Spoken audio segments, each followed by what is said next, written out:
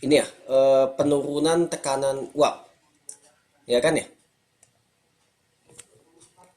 Ya, Iya, Pak. kemarin kita bahas adalah Iya, penurunan Pak. tekanan uap kan. Jadi ada kalau kita punya campuran larutan yang zat terlarutnya tidak mudah menguap, ya, misalkan, maka tekanan uapnya selalu lebih besar, lebih kecil ya maaf dibandingkan tekanan uap semula. Itu adalah terakhir kita sampai sana. Penjelasan udah kita bahas kemarin, ya. Ini udah kita bahas kemarin. Nah, sekarang kita coba ini belum kita bahas kan ya? Belum, Pak. Belum, Pak. Oke, kita bahas bareng aja ya, karena kan kita cuma ada sesi 1 jam hari ini. Kita usahakan selesai dan teman-teman bisa mereview lagi.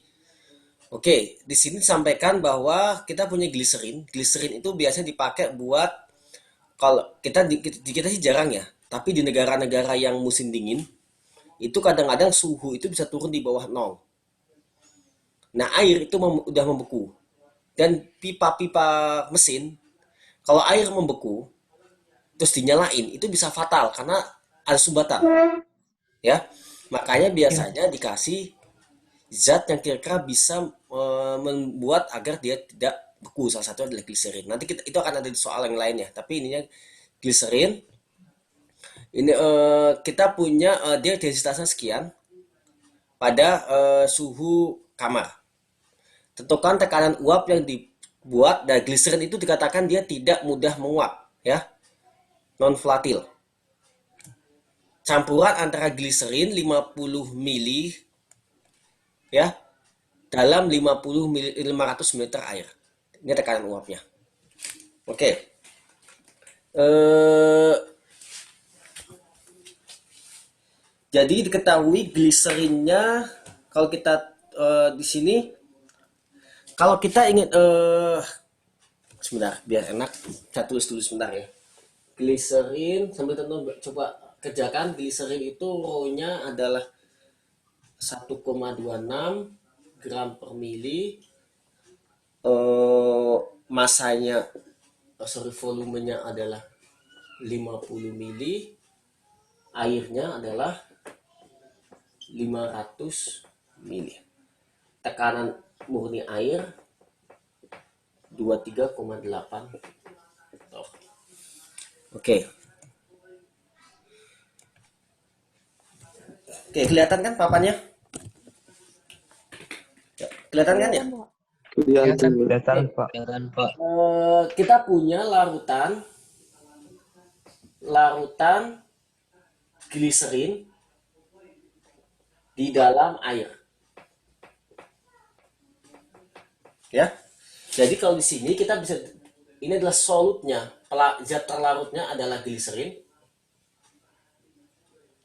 terus pelarutnya adalah, solventnya adalah air, ya. Dan di sini ketahui ternyata gliserin tidak menguap, non volatil, ya. Karena ini tidak menguap, maka fenomena apa yang terjadi terkait tekanan uap? Yaitu adalah penurunan Didi. tekanan uap. Kan ditanya tekanan uap kan ya? Iya. Iya, Pak. Ya, fenomena lain ada penurunan titik beku, kenaikan didi, tekanan susu, itu juga masuk. Tapi di kasus ini ditanya kan tekanan uap. Oh, Nah, karena tekanan uap, kita ingat tekanan uap,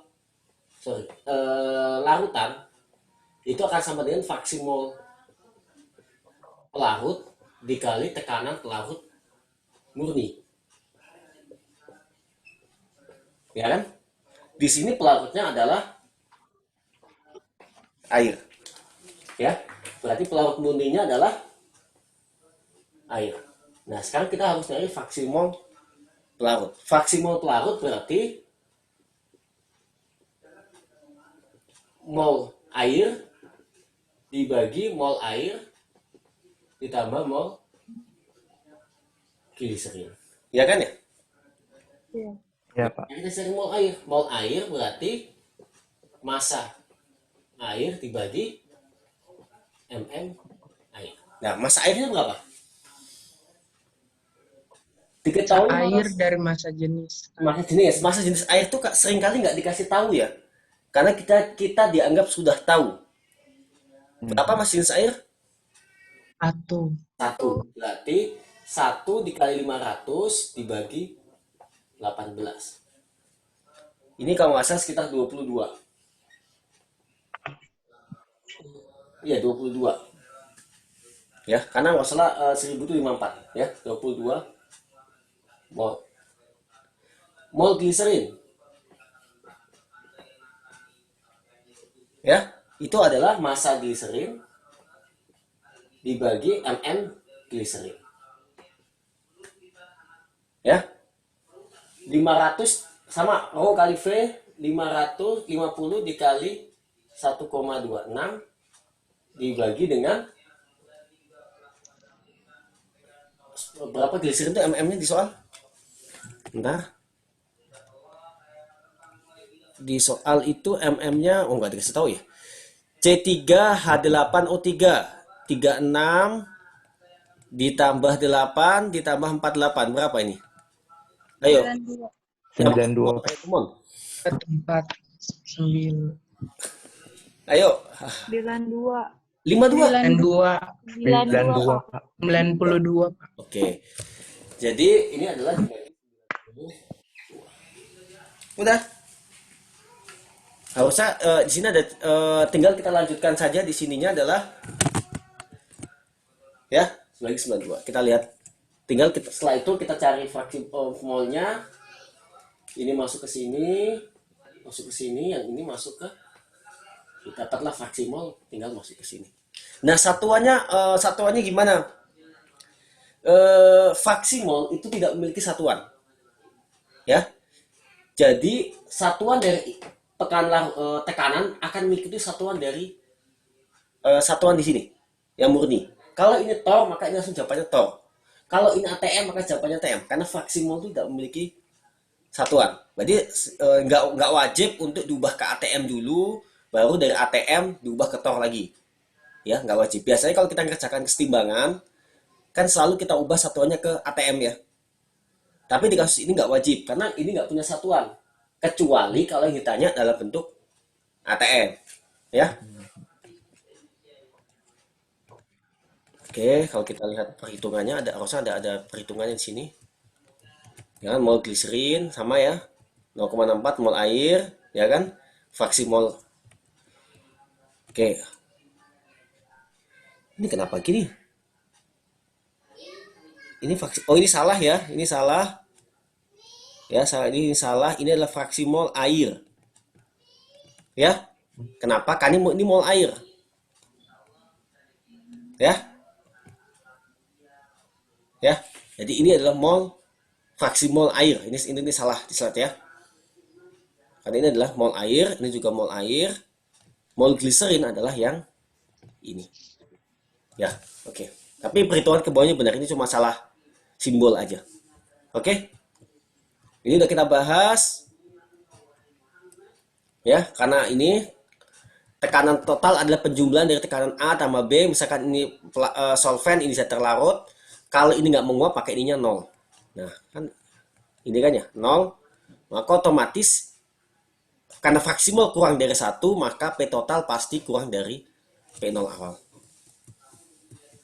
Nah, ini kalau kita punya pencampuran dua zat ya, misalnya ini zat A, ini berarti gini, zat A fraksi mol 1, itu maksudnya adalah 100% zat A. Zat B fraksi mol 1, ini adalah 100% zat B. Berarti ini zat A murni, yang ini adalah zat A, zat B murni. Berarti tekanan sini adalah tekanan zat A murni, tekanan sini adalah tekanan zat B murni. Nah, kalau dia ideal, maka dia akan merupakan penjumlahan dari keduanya. Berarti berlaku penjumlahan ini. Itu kalau ideal. Ini ya. Ya. Nah, kalau nggak ideal, dia ada yang turun di bawahnya, ada yang di atasnya. Itu bukan objek pembahasan kimia dasar, nanti akan kalian pelajari di kimia fisik. Ya. Tapi yang kita bahas adalah yang ideal, karena berlaku P total sama dengan PA tambah PB, itulah yang ideal. Kalau nggak ideal nanti biasanya ada faktor koreksi. Oke, ini pengetahuan aja. Oke, misalkan ini ini akan review aja ya. Jadi diketahui tekanan murni benzen 75 torr, tekanan toluen adalah 22 torr, ya kan ya. Terus diketahui benzennya 1 mol, tolenya adalah 2 mol. Ditanya adalah tekanan total. Tekanan total berarti P total akan sama dengan P dari benzen ditambah P dari toluen, ya kan ya. P benzen berarti fraksi mol si benzen dikali P murni dari benzen. Gitu aja kan? Ditambah fraksi mol dari toluen dikali tekanan murni dari toluen. Tekanan murni toluen ada, ya kan? Tekanan murni dari benzen ada. Tinggal kita nyari fraksi mol benzen dan fraksi mol toluen. Ya tinggal 1 dibagi 1 tambah 2. Paham kan ya? 1 ini adalah 1 mol benzen, 2 adalah mol toluen. Yang ini adalah ini nanti kali 75, benar 75 ditambah 2 dibagi 1 tambah 2 dikali dengan 22. Oke, kebayang sini? Oke, ya. Nah, kenapa tadi kok kalau kalau larutan kita sering mengabaikan ini, cukup zat pelarut saja, karena kalau dia larutan dan zat terlarut tidak menguap, maka bagian sininya 0. Nah, berhubung sini dikasih tahu benzen tekanannya sekian, toluen tekanan sekian, maka kedua-duanya menguap. Berarti kita kembali ke hukum asalnya, ya. Oke, sama hitung. Oke, itu adalah sesi pekan lalu. Nah, sekarang kita lanjutkan ke pertemuan hari ini, yaitu adalah sisanya. Ya, saya pengen mengusahakan agar semua materi itu selesai minggu depan. Kita tinggal minggu depan adalah sisa kimia organik ya, pengantar senyawa karbon. Ya, sehingga pekan terakhir kita bisa full tanya jawab. Ya, sama kayaknya ada kuis, tapi saya belum tahu mekanisme kuisnya. Dan kuis 3 kayaknya saya mau mencoba perbaikan ya. Saya belum cek ini, tapi kayaknya banyak beberapa yang kosong jawabannya. Karena mungkin ya pas uploadnya ada error ya. Saya mau coba metode lain lah. Oke, kita lanjut sini. Kita masuk ke bagian kedua. Ya. Oke, saya kasih big picture dulu.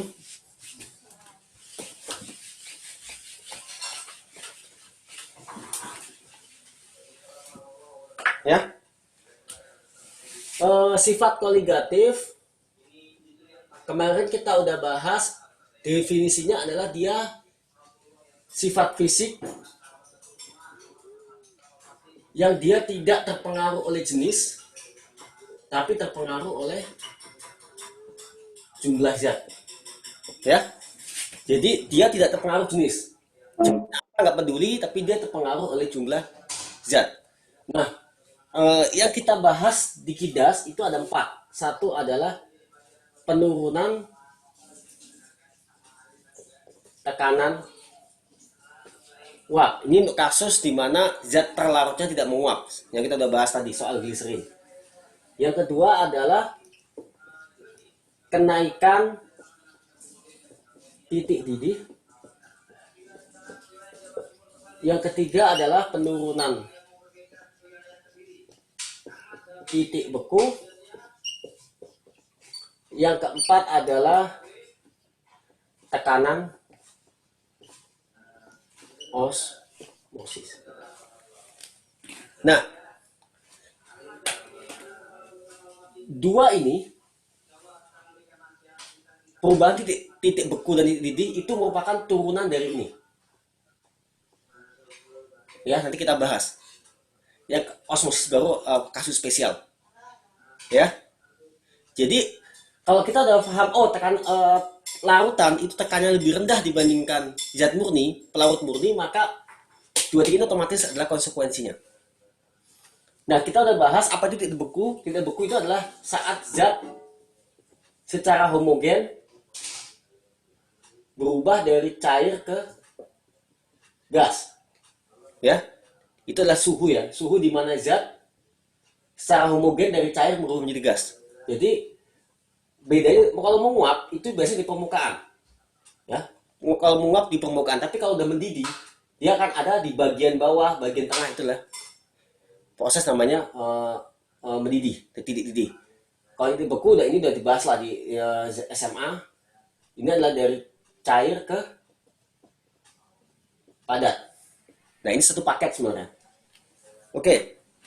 Nah, kenapa saya katakan ini merupakan turunan dari tekanan uap? Ada pembahasan di SMA, ya, yang menjelaskan kenapa titik beku, kenapa titik didih itu naik. Ya, ini pembahasan SMA ya. Saya nggak katakan ini salah, tapi menurut saya kurang tepat. Kalau nggak salah di SMA, kenapa titik didih itu naik? Penjelasan gini. Ini ada zat terlarut. Ya. Kemudian ini pelarut. Nah, ini pelarut. Nah, kemudian saat mendidih ini keluar kan ya? Masa di SMA. Ya kan? Nah, karena zat ini maka ini kehalangan. Benar nggak ini? Pernah dengar ini di SMA? Iya. Terhalang permukaan. Ya kan? Sehingga akhirnya tidak bisa mendidih sehingga butuh energi lebih besar. Benar nggak? Iya. Ini kalau salah penjelasan di SMA. Ya. Seharusnya kalau ini terjadi, zat terlarutnya berbeda, maka kemampuan dia mendidih akan berbeda. Ya kan? Ada ion kuat mengikat, ada ion yang biasa aja. Ya. Sama-sama plus 1 misalkan Li plus sama K plus, pasti lebih kuatan Li plus ngikatnya karena kecil. Harusnya sifatnya akan berbeda, berarti bukan koligatif lagi. Karena jenis berpengaruh. Oke, kebayang sampai sini. Jadi makanya saya katakan ini, saya nggak mengatakan ini salah ya, tapi menurut saya ini penjelasannya kurang tepat. Oke. Nah, kita nah sekarang kenapa tekan titik didih bisa naik? Nah, kita akan jelaskan menggunakan kalau nggak salah di semester 1 ya, kan udah belajar diagram fasa kan ya? Masih ingat? Pelajaran semester 1? Masih. Ini diagram fasa. Ini adalah tekanan. Ini adalah suhu. Ya. Kemudian tekanan tinggi, suhu rendah, wujudnya apa? Di sini, daerah sini. Tekanannya tinggi, suhunya rendah. Benda kalau di tekanan tinggi dan suhu rendah cenderung akan berwujud padat. Ya kan ya? Kalau kita turunkan suhunya rendah sekali, maka kemungkinan besar benda akan memadat kan, membeku kan ya? Iya. Sebaliknya, suhu tinggi, tekanan rendah, dia akan cenderung menjadi gas, ya kan? Di antara keduanya adalah liquid, gitu kan ya? Nah, kemudian baru kita ada namanya perbatasan, ya kan ya? Ini adalah perbatasan fasa. Kalau ini padat, di sini baru padat menjadi gas atau gas menjadi padat. Di sini berarti proses kalau dari kiri ke kanan berarti dari padat menjadi liquid, maka ini adalah mencair. Ya kan ya? Mencair. Kebalikannya dia membeku. Kalau ini ke sini berarti liquid menjadi gas, berarti mendidih atau menguap. Ya, Ini baru dia mengembun. Nah, terus hubungannya apa? Tadi kita ini adalah saya tulis ya, yang biru ini zat murni. Jadi biru ini adalah zat murni, ya, zat murni. Nah, sekarang saya bikin yang hitam. ini saya hapus dulu biar kebayang kenapa asal mula dari mana ada penurunan titik beku sama kenaikan titik didih.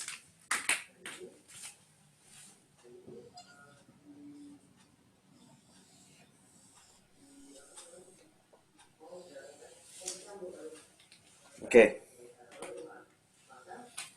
Nah, oke. Ingat tadi, kalau dia lautan, titik didih tekanannya turun apa naik? Larutan dibandingkan zat murni lebih rendah atau lebih tinggi? Titik tekanan uapnya, tekanan uap. Lebih rendah. Tadi, Lebih rendah. lebih rendah kan? Berarti ini satu sini aja. Ini adalah solvent pelarut murni. Ya. Nah, ketika dia dikasih zat larut, dia akan turun. Ini adalah larutan. Kebayang? Turun kan ya? Iya. Terus ini juga akan turun.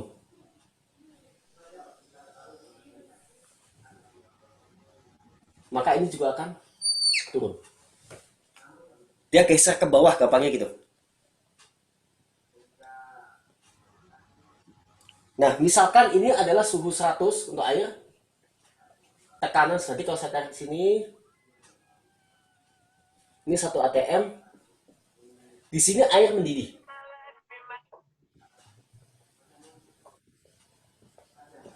Air murni mendidih. Ya.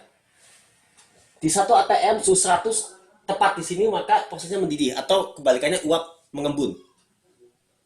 Ya. Tapi di sini di suhu 100 kalau dia lautan ini belum perbatasan.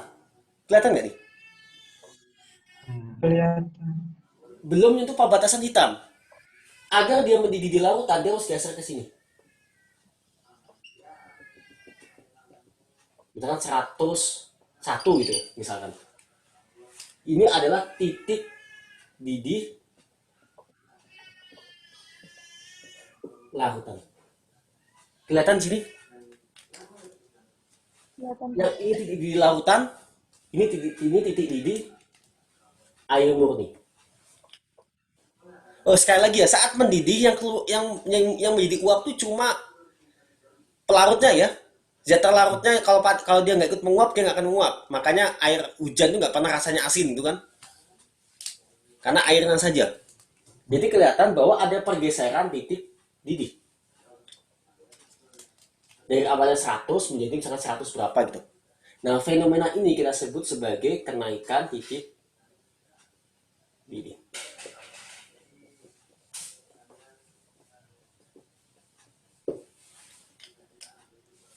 Ya, kebayang? Ayam Pak. Kebayang. Nah, hal yang sama juga terjadi di titik beku.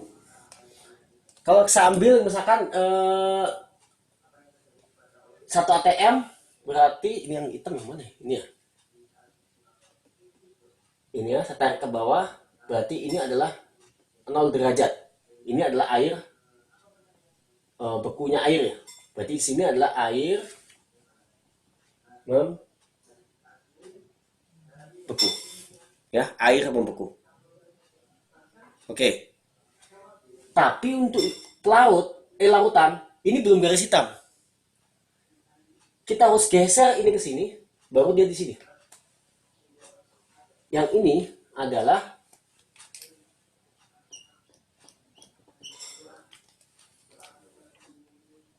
titik beku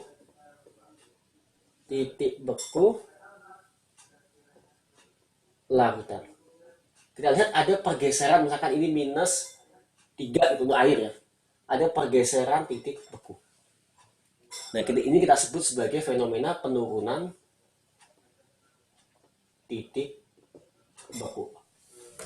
Kalau titik beku dia geser ke kiri ya, kalau tekanan uap dia geser, ke titik geser ke kanan. Semuanya disebabkan oleh satu hal, penurunan tekanan uap. Ya, karena penurunan tekanan uap dia dipengaruhi oleh jenis zat terlarut, maka dia masuk kologatif. Maka kedua sifat ini adalah sifat kologatif juga. Oke, kebayang sampai sini? Oke, saya nggak bisa berlama-lama di penjelasan konsep ini ya. Nanti kalau teman-teman lupa, coba dicek di YouTube-nya, diputar-putar sampai paham maksudnya apa gitu. Ya, karena habis ini saya akan masuk di perhitungan. Tapi ini konsep penting ya, karena di SMA itu dibahasnya adalah tadi disebabkan oleh zat terlarut menghalangi dia menguap. Ya, nah kalau zat terlarutnya diubah, harusnya sifat penghalangan itu berubah lagi. Padahal sifat koligatif tidak dipengaruhi oleh jenis zat terlarut. Ya, oke. Oke, kita lanjut ke sini. Ya, jadi ini kesimpulannya. eh, Titik didih freezing point selalu lebih rendah dibandingin yang murni. Boiling point tekanan titik didih ya, titik didih ini tidak beku, titik didih selalu lebih tinggi dibandingkan zat murni. Oke, ini penjelasannya ini. Saya dari tadi adalah menjelaskan ini, ya. Oke, nah karena penurunan nanti ada delta TB, berarti penurunan titik boiling. Nah ini yang sering kali di SMA bingung. Ada yang menerjemahkan didih berarti TD gitu kan ya. Titik beku berarti TB, delta TD sama delta TB. Terus kemudian bingung. Kalau bahasa Inggris ini delta TB, boiling. Kalau bahasa satu lagi delta TF, freezing, freeze. Oh, jadi delta TB ini yang mana gitu? Ini lagi pakai bahasa apa? Maka di kimia dasar kita patokannya pakai yang bahasa Inggris ya. Meskipun kita nyebutnya kenaikan titik didih, tetap kita kasih simbol berdasarkan bahasa Inggris, yaitu adalah boiling B. Freezing meskipun kita tulisnya penurunan titik beku, tetap kita tulisnya sebagai delta TF. Oke, ini konsensus saja karena biar tidak membingungkan. Ya. Oke. Oke, Kak. Nah, ini rumus di SMA-nya delta TF berarti titik beku KF dikali M. Nah, yang penting di sini karena titik beku itu turun ya. Sedangkan K itu positif, M juga positif, maka nilai ini adalah positif. Sedangkan delta TF itu penurunan, maka delta TF itu adalah suhu. Penurunan berarti lebih tinggi mana? Air murni atau lautan? Kalau penurunan Murni. murni kan? Maka di sini adalah titik beku murni dikurangi titik beku larutan. Ya. Jadi kadang-kadang banyak udah ngitung dapat bener sini. Misalkan ini 0,5. Terus tanya berapa titik bekunya air. Nah, kalau delta TF-nya 0,5, berapa titik beku larutannya? Ya, delta TF-nya 0,5.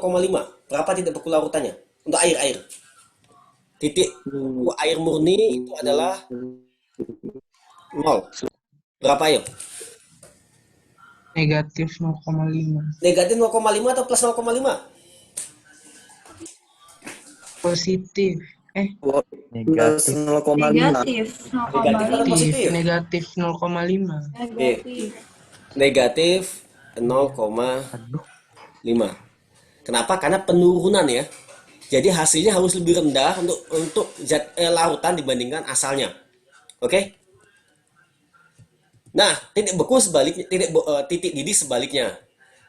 Rumusnya sama, cuma beda simbol konstantanya. Ya. M itu molalitas, bukan ini sama yang molalitas sama. Tapi TB itu kenaikan. Karena kenaikan, maka yang larutan lebih tinggi. Maka inilah titik beku larutan dikurangi titik beku yang pure. Ya, kebalikan dari tadi. Kalau tadi murni dikurangi larutan. Kalau yang ini larutan dikurangi yang murni karena kenaikan. Oke, kebayang? Oke. Sekarang Agar teman-teman latihan, coba kerjakan ini. Oh, kita waktunya terbatas banget ya. Oke, saya kasih waktu 2 menit ya, sambil saya siapin jawabannya. Teman-teman kerjakan dulu ya.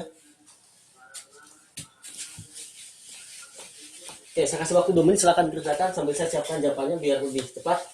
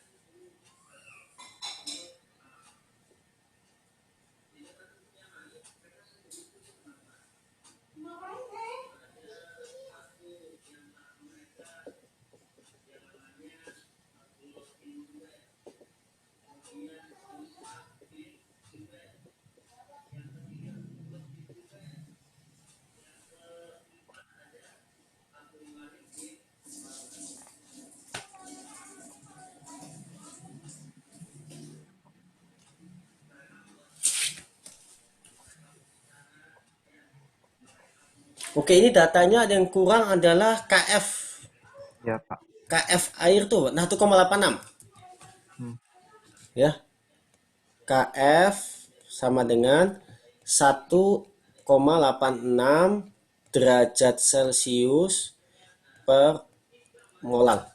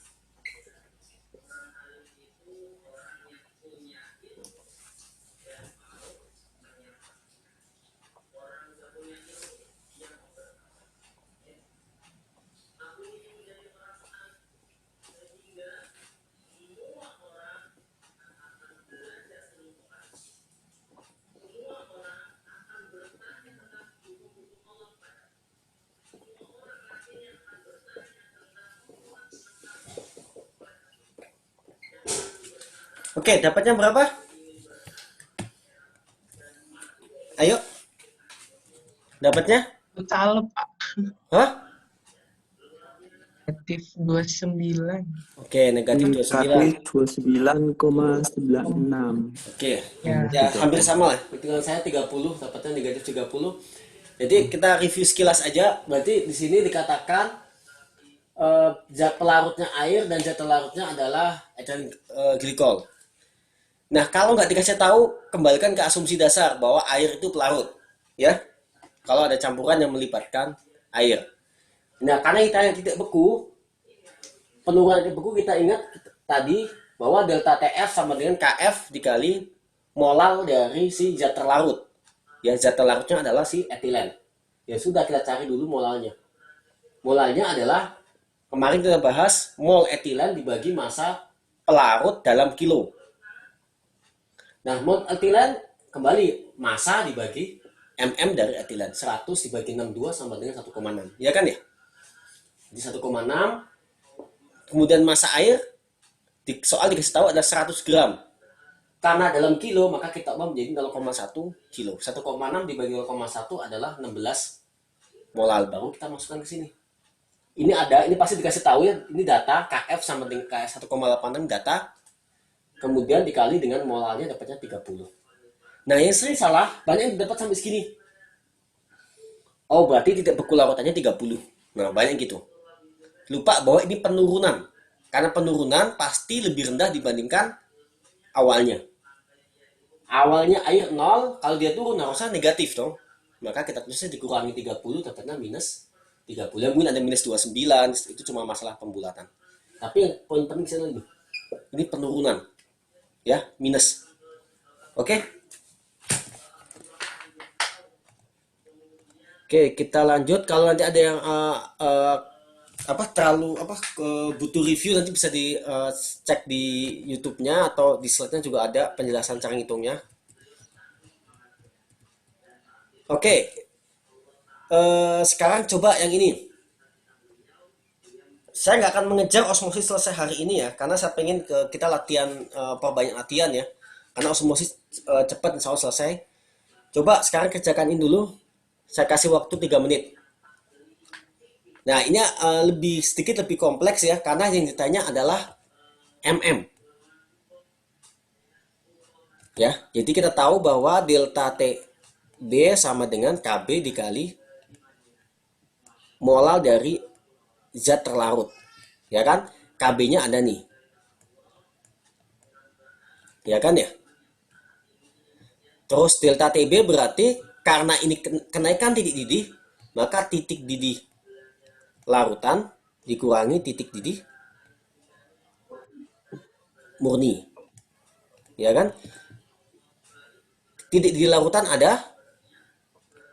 Ini kan ya? Titik didih zat murni adalah ini. Karena di sini pelarutnya bukan air, tapi pelarutnya adalah CCl4. Ya, berarti pelarut itu nggak harus air. Oke, data ini ada, teman-teman bisa ngitung delta TB. Kemudian KB ada, berarti kita bisa tahu berapa molal. Ya kan ya? Nah, molal ini adalah mol dari sampel dibagi dengan volume massa dari pelarut. Ya, dalam kilo. Nah, kalau kita tahu ini udah dapat, di soal ada, ini tuh mana ya? Nah, ini 15 gram. Maka teman-teman bisa dapatkan molnya. Nah, baru mol sama dengan massa dibagi dengan mm. Massa siapa? Massa dari zat larut sampel. Ini gimana cara ininya? Ini nggak bisa ganti warna ya. Seret. Nah, ini. Ini diperoleh dari sebelumnya, maka dapatlah ini. Coba kerjakan dulu, saya kasih waktu 3 menit ya. Oke, sambil saya cas HP dulu sebentar. Oke.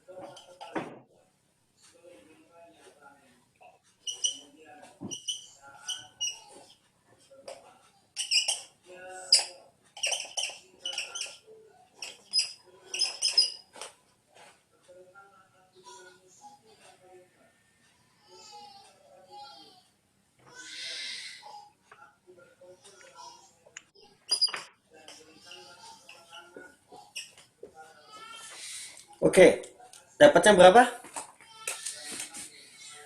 500. Hah? 500, Pak. Berapa? 500. 500. 500. 500. Oh, 4, kok jawaban saya salah ya? Oh ya, 2 dibagi 400 salah. 2 dibagi 0,004. Oke, 500. Sorry, saya salah hitung di akhir. Oke. Oke, ini kira-kira seperti inilah. Oke, di sini yang tidak biasanya pelarutnya CCl4. Zat pelarutnya adalah sampel, kita nggak tahu sampelnya apa. Terus karena ini adalah titik didih,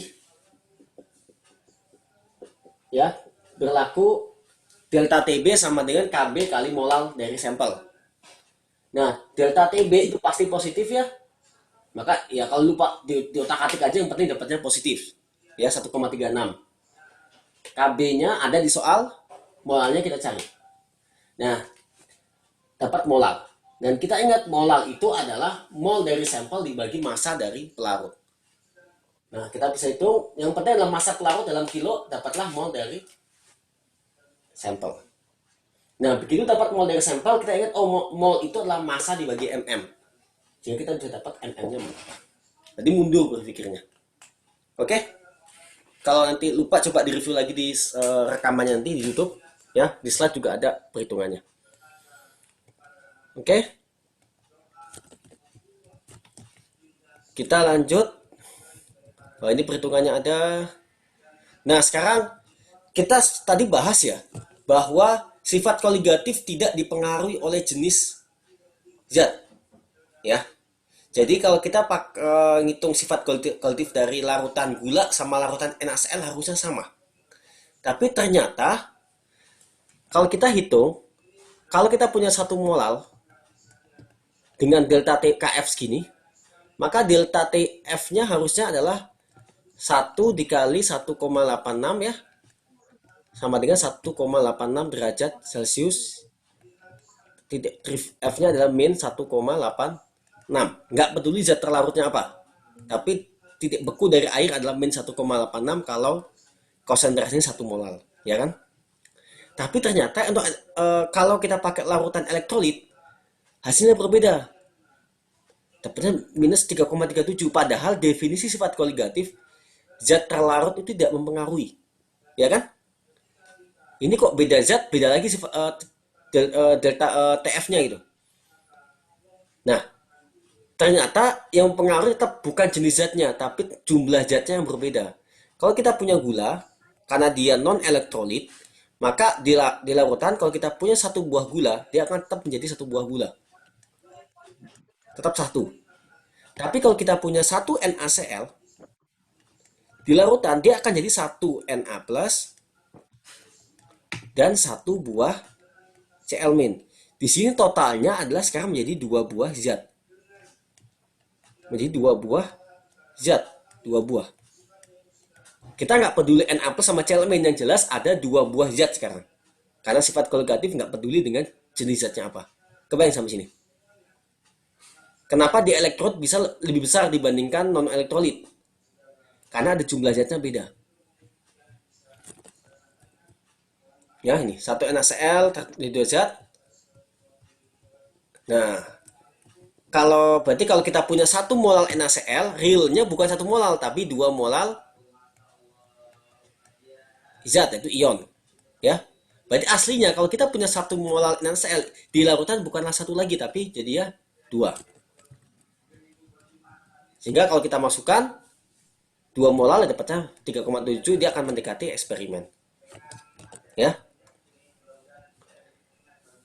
Nah, sekarang untuk barulah dari situ kita mengenal adanya namanya tetapan Van Hove. Yaitu adalah I. Ya. Jadi kalau kita masukkan Van Hove untuk pembeda antara elektrolit dan elektrolit, kira-kira seperti ini. Ya.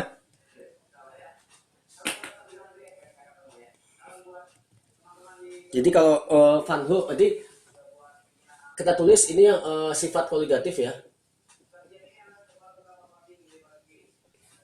Tadi kemarin kita bahas penurunan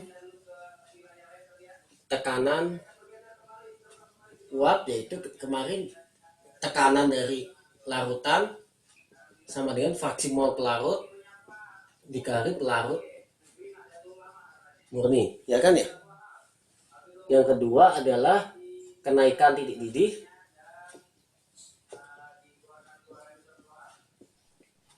nah, delta TB sama dengan KB dikali M dikali I.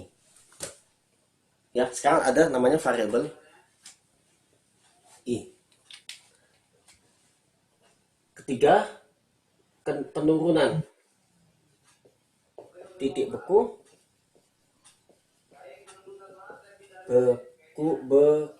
ya.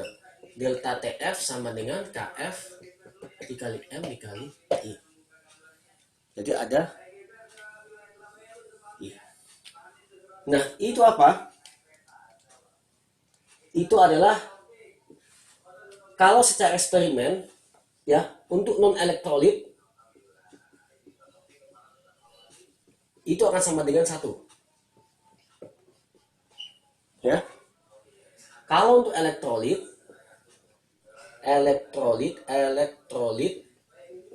ya, teorinya I akan sama dengan jumlah zat, jumlah ion. Berarti NaCl ionnya ada berapa? Kalau NaCl teorinya Na plus dan Cl- kan ya? Berarti ada 2 buah ion. Berarti untuk NaCl I-nya sama dengan 2. CaCl2 ada Ca dan 2 buah Cl. Maka Tiga. Cl2 maka I-nya akan sama dengan 3. Ini secara teori. Ya. Kalau dia benar-benar terurai. Nah, secara eksperimen I itu adalah titik beku atau titik didih ya. Delta titik beku teori. Ini kelihatan nggak di situ ya? Eksperimen dibagi delta TF teori. Ya, eksperimen dibagi teori itu adalah I. CaCl teorinya nanti 3 kali lipat ya. Eksperimennya bisa jadi lebih rendah dikit, dapatlah nilai I. Ya, oke. Nanti tergantung, kalau nggak diketahui eksperimennya berapa, maka kita pakai teori saja juga apa-apa. Ya, Baik, Pak. ini berarti eksperimen dibagi teori I. Tergantung kalau mau pakai, jadi delta TB measure dibagi delta TB teori juga bisa. Oke. Misalkan ini NaCl harusnya 2 teorinya. Ya kan? Karena Na dan Cl. Semakin encer, dia akan semakin mendekati teori. 1,97. Ya. Semakin pekat, dia akan semakin jauh dari teori. K2SO4. 2 buah K dan 1 buah SO4. Yang sering salah adalah SO4 tulisnya O2K ditambah 1S ditambah 4O. Ingat, Iya. SO4 itu satu kesatuan. SO4 ya, berarti I-nya adalah teorinya 3. Ya, oke. Wah, ini tugas. Oke. Ini waktu saya 3 menit. Ini mau kita habisin sampai tugas 1 atau gimana? Tugas 1 mau kita bahas atau kalian kerjain sendiri? Hah? Tugasnya ada berapa nomor? Cuma 1 tugasnya. Satu doang. Kalau Iya, bahas aja. kalau mau dibahas berarti kita bereskan sampai selesai. Paling jam 11:05 selesai. Bahas aja, Pak. Bahas aja Pak, nggak apa-apa. Dibahas aja ya, biar Aja. nanti Ya. teman-teman kalau lupa mau misalnya lagi juga bisa, nanti tinggal di review aja ya. Iya, Oke. Pak.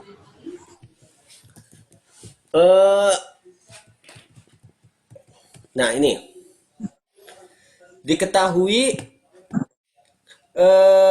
volume air adalah 2 liter ya, digabung dengan 15 gram NaCl. Terus dipanaskan. Ditanya adalah berapa change in the boil point. Berarti bukan tanya boil point-nya tapi change. Berarti adalah delta T. TB Tadi KB-nya berapa airnya? 1,86, Pak. Itu KF. Iya deh. 0,5. 5,12. Oke, KB air adalah 0,5 0,517. 112 lah. 7 ya? 17, Pak. Oh, beda-beda udahlah. Astaga, maaf. Beda-beda sih. Wah, Oke. 912. Oke, ini ya. Oke, delta TB kita bahas pakai papan aja deh. Coba kalian kerjakan dulu sebentar sambil saya siapin jawabannya, nanti kita cocokin jawaban kita, ya. Oke, berarti kan sekarang kalian kerjain di kertas kan, berarti langsung bisa buat dikumpulkan, ya. Oke.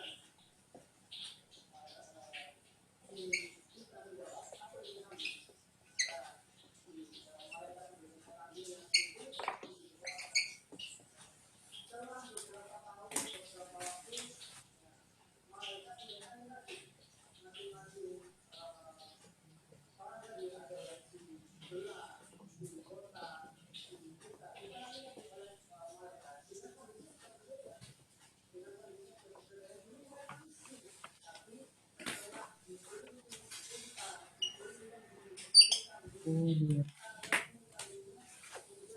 Aduh.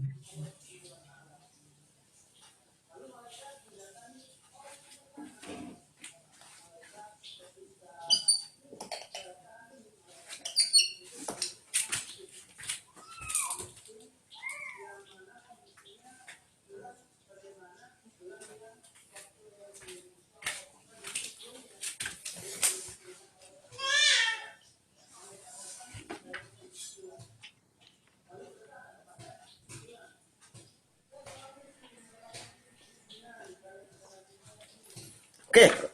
Udah dapat berapa? 0,064. 0,064. 0,13. 0,13. Ayo, yang benar yang mana? Oke, 0,04 itu kemungkinan besar belum dikali 2. Oke. Oh, iya maaf. Kita ini mulai sekarang kita pakai rumus general aja ya. Ini.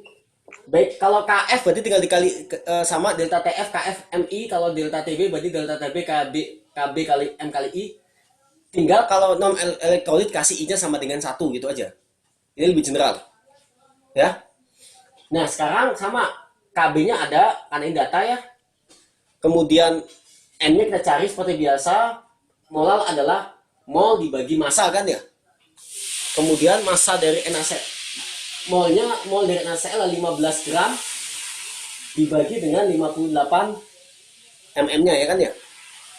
Massa air dikasih tahu 1 liter, 2 liter. Kita anggap karena densitasnya 1, maka dia adalah 2 kilo. Dapat lagi. Ya.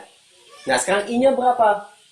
Kita cek NaCl kalau di air dari Na+ dan Cl-. Berarti 1 Na, 1 Cl. maka I-nya adalah 2, maka ini masuk ke sini. Akan dapat 0,13. Oke.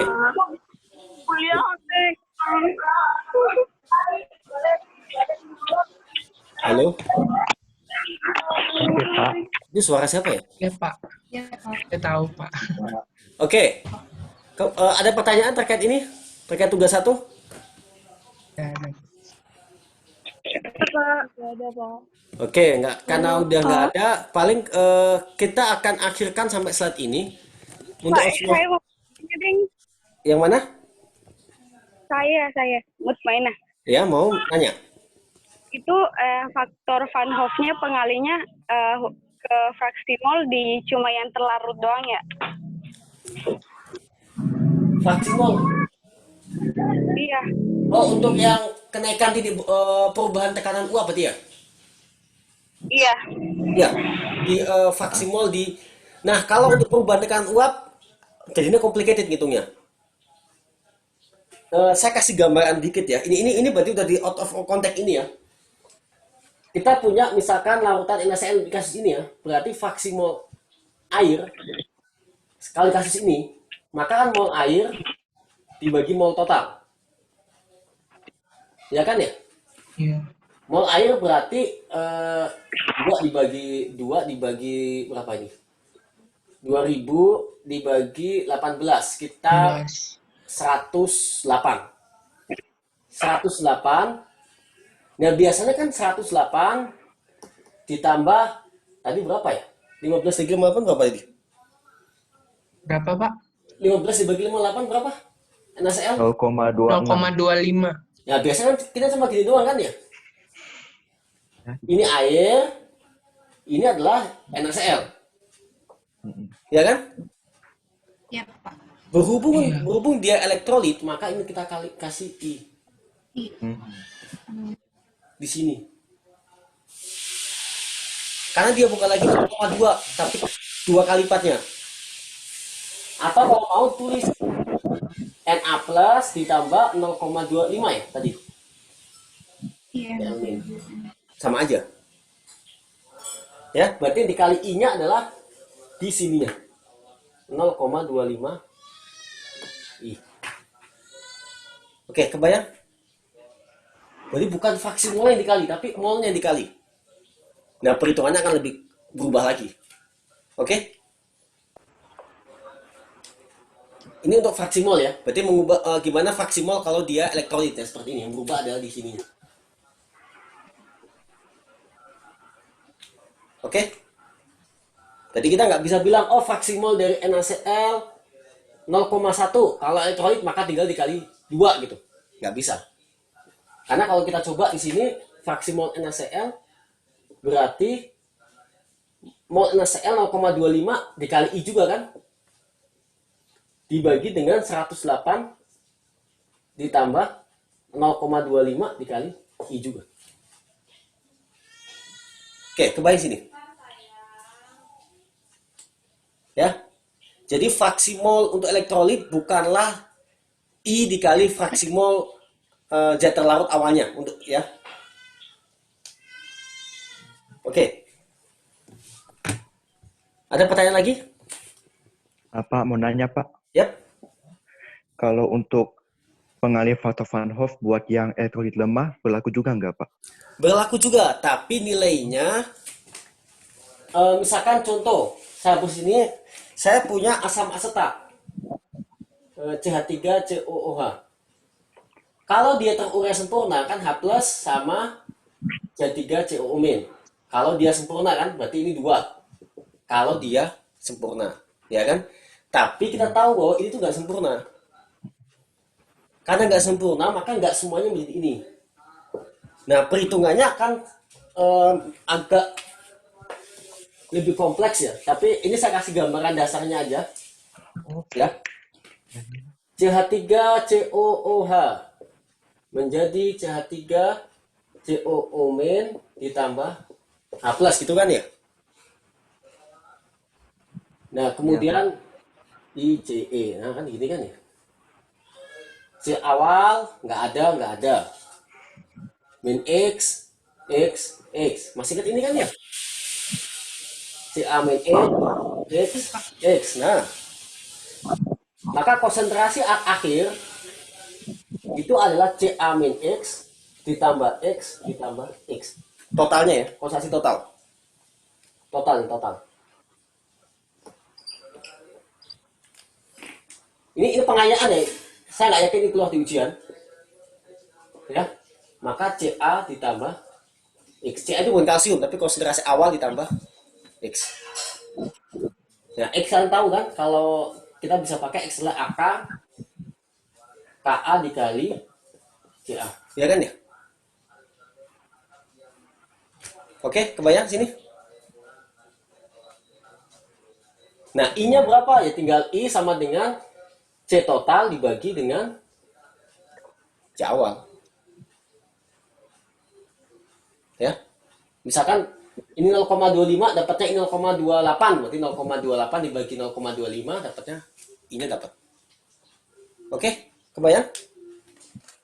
Tapi saya nggak yakin ini keluar di ujian. Saya nggak yakin, sangat nggak yakin. Tapi ini buat siapa yang penasaran, kan 99% yang kelas saya kan anak kimia kan nanti kan ketemu dengan challenge lebih besar terkait dengan kimia gitu. Berarti mungkin akan butuh pengayaan lebih gitu. Oke, kebayang? Oke, ada pertanyaan lagi?